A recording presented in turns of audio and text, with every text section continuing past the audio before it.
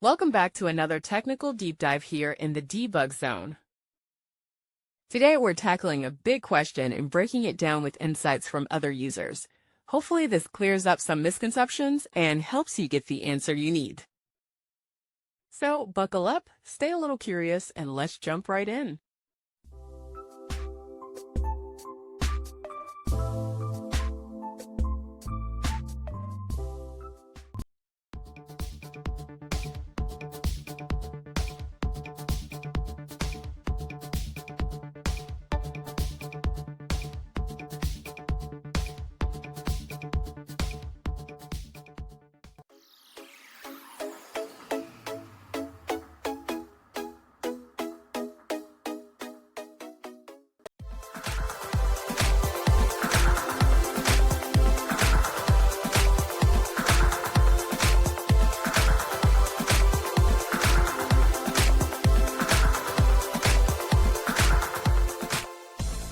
And that's a wrap.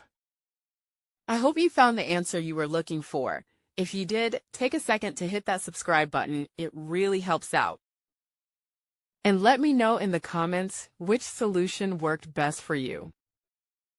See you next time in the debug zone.